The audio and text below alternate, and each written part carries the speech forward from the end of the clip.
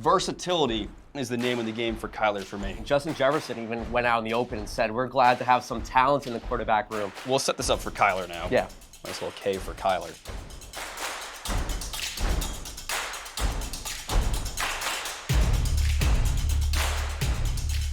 Hello, welcome to Football X's and O's. We'll be talking about the Minnesota Vikings and their quarterback competition between Kyler Murray and J.J. McCarthy. I'm Ryan Studo. Alongside me is NFL expert David Scott.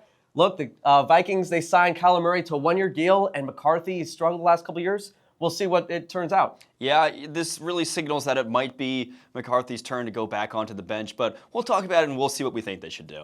All right, we're going to talk about, obviously, the quarterback competition. Murray signs that one-year deal. He was with the Arizona Cardinals his whole career, and obviously had a couple, down years. He was good in 2024, but last year he didn't play too much. And then J.J. McCarthy, just absolute struggles. Obviously, he had the injury in the first year. So last year was technically his second year, but it was actually his rookie season.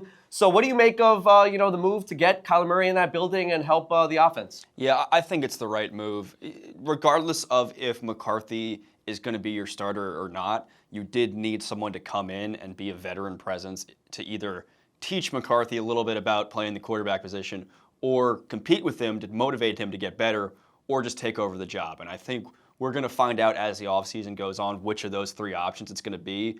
For me right now, I think it's trending towards Murray taking over for that 1 year, maybe giving McCarthy some time to sit and learn, maybe heal that knee up a little bit more. He was still dealing with some injuries as last year went on. So, yeah, I think right now Murray is the best option for them. We know that some of the Vikings playmakers are more interested in Murray being their quarterback than McCarthy, but yeah, there's a lot of differences in their game. Oh, you said it. I mean, Justin Jefferson even went out in the open and said, we're glad to have some talent in the quarterback room. It's really good to kind of get some good talent in the room to kind of give a little spark in that room. But for Kyler Murray, he had that 2021 Pro Bowl year. I think he had another Pro Bowl. But it was a little bit weird in Arizona. Do you think it was all on him, or do you think, yeah, he had his struggles, but it was the rest of the team? Or what do you make of his situation in Arizona and how things turned out for him to get released? Yeah, I think there was a little bit back and forth over the years. Certainly, he was not the best leader, the best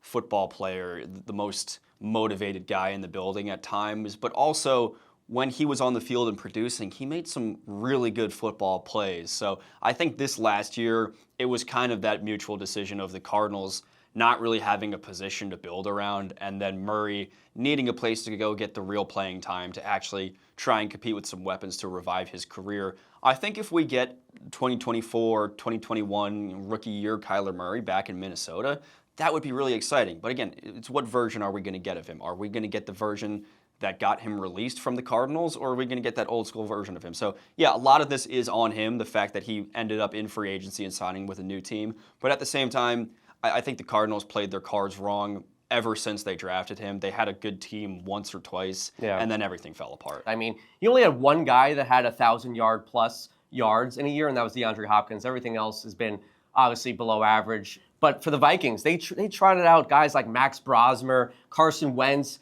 J.J. McCarthy, and especially J.J. McCarthy, where you saw so much struggles. They won the last four games of the year.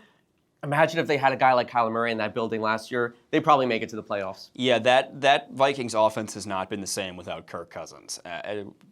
Kirk Cousins, that offense was really humming. I mean, he was throwing for 4,500 yards. Justin Jefferson was breaking records. Jordan Addison looked great. Hawkinson was great. They really had something going there. And then Cousins gets older. It's not worth the contract for them. They move on. They draft McCarthy. And I think from there, that's your first mistake.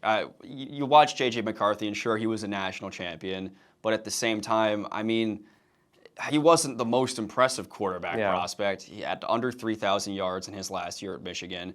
He was really, again, kind of a handoff first kind of quarterback. So I don't think him at the position that he was taken as a top 15 pick was really the right move at all. You're starting to build around a quarterback who's a very raw kind of prospect, and you don't see a lot of spectacular physical traits around him.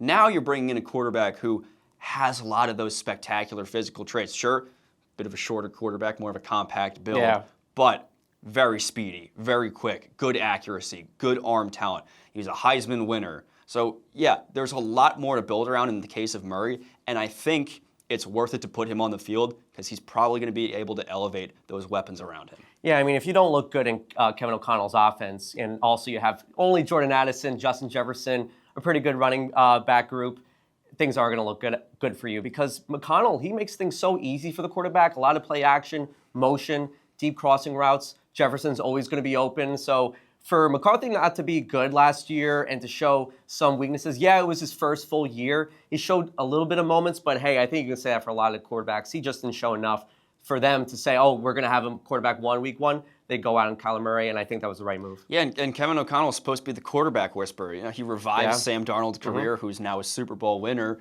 and then you bring J.J. McCarthy in, and it's like, all right, maybe he can do the same for McCarthy, and yet it just doesn't work. I don't see it working in the future. You might as well hit the hard reset, throw in a quarterback who's proven to be able to compete in this league, and I think they can maybe get back to the playoffs. For how their season went, they were really close. Yeah. They won those last 4 games. I think they were a game out of the playoffs. So a little bit goes right, and then boom, you're in it next year. So I think Murray can translate a lot of those losses into wins. All right, we talked obviously a lot about Murray and McCarthy. Talk to us about the offense and what you can see in 2026. All right, so we'll talk about, let me set up the board first. And Yeah.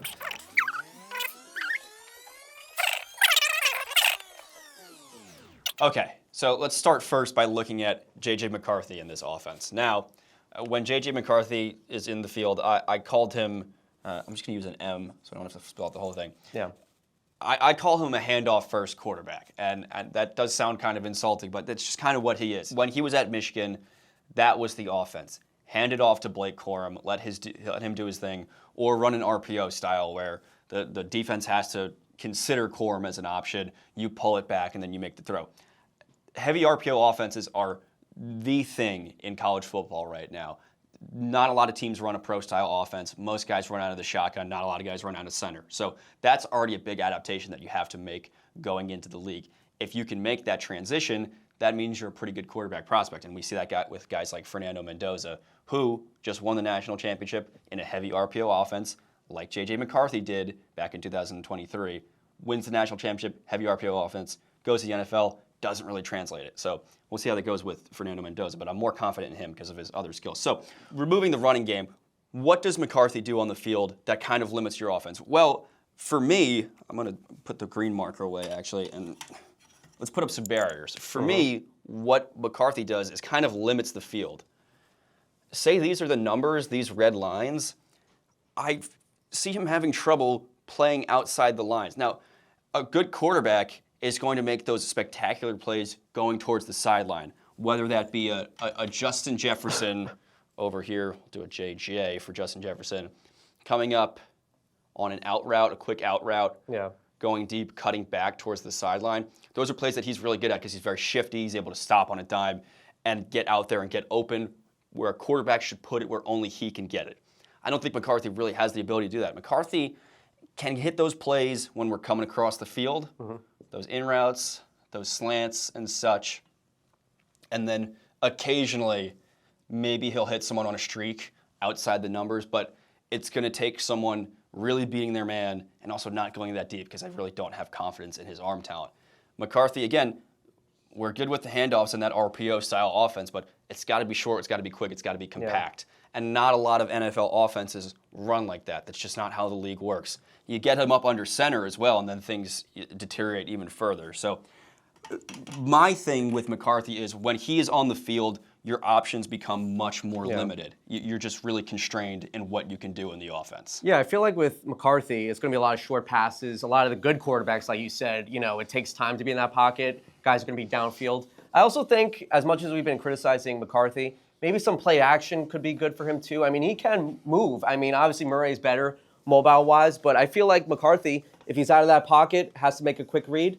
I think that's his game, but like you said, I don't think he can last in the pocket too long, and I feel like if it's more than 4 or 5 seconds, bad things are going to happen. Yeah, he's certainly not a slow quarterback, but I wouldn't put him in the mobile quarterback conversation. I feel like he can move here and there. I mean, I saw it here and there last year, but he's not like, one of these dinosaur-aged quarterbacks that can't move. Nice little K for Kyler.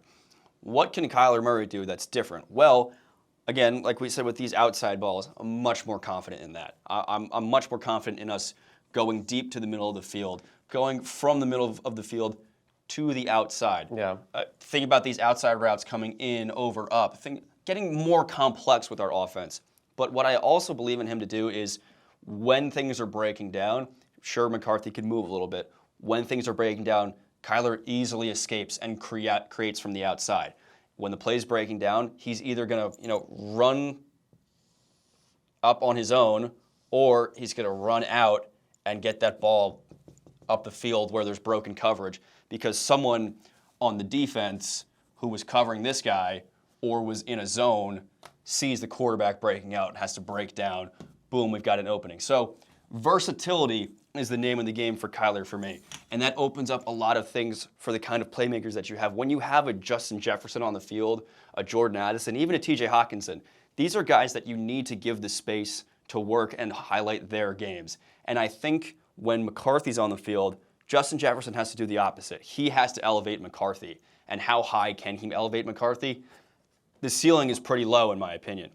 When JJ is on the field with someone like Kyler Murray, I think Murray can help Jefferson elevate his game and get him back to those 1,600-yard seasons, 9, 10 touchdowns. I mean, he had 2 touchdowns last year. That's not a Justin Jefferson year.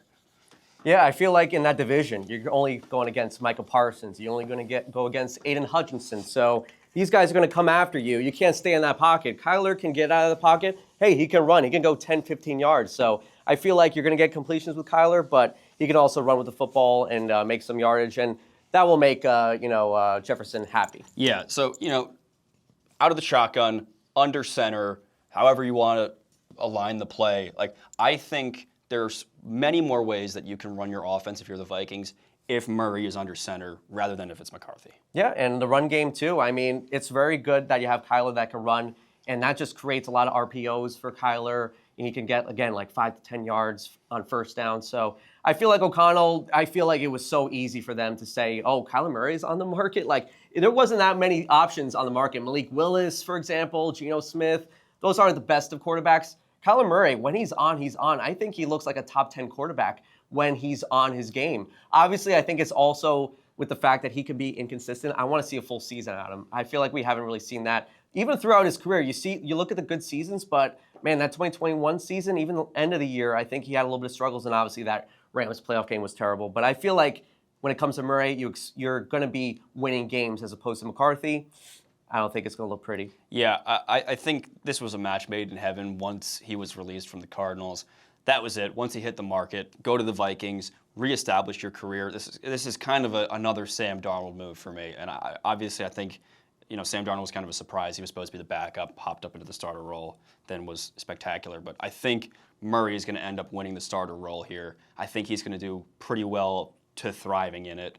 And then we'll see what he does going forward in his career. But yeah, I could see him get a long-term contract after this year. Do you think the Vikings can win the division? Do you think, obviously you got the Packers, Lions, even the Bears. That is a tough division. Do you think the Vikings have a chance to at least make the playoffs or win the division? Yeah, well, it was really tight last year. Yeah. I really could have gone any way. We saw the Lions miss the playoffs entirely, so that was wacky. But the Packers have shown their strengths. The Bears are really improving. I think the Vikings, as things stand, might have passed over the Lions now. But right now, the NFC North, to me, is still the Bears division right now. So I would say no, they can't. I think a playoff spot is entirely possible for them. But right now, I would still give that division to the Bears. Yeah, I'll give a wild card to the Vikings. I think 3 teams can make it. Obviously, the West is always, a big division where you see teams make the playoffs, Seahawks, 49ers. But I could see 3 teams making the playoffs in this NFC North. All right, that's going to wrap things up here at Football X's and O's. You can watch us every Monday. We also have other off-season content. Please like and subscribe. Let us know in the comments what you make of the Kyler Murray, JJ McCarthy competition.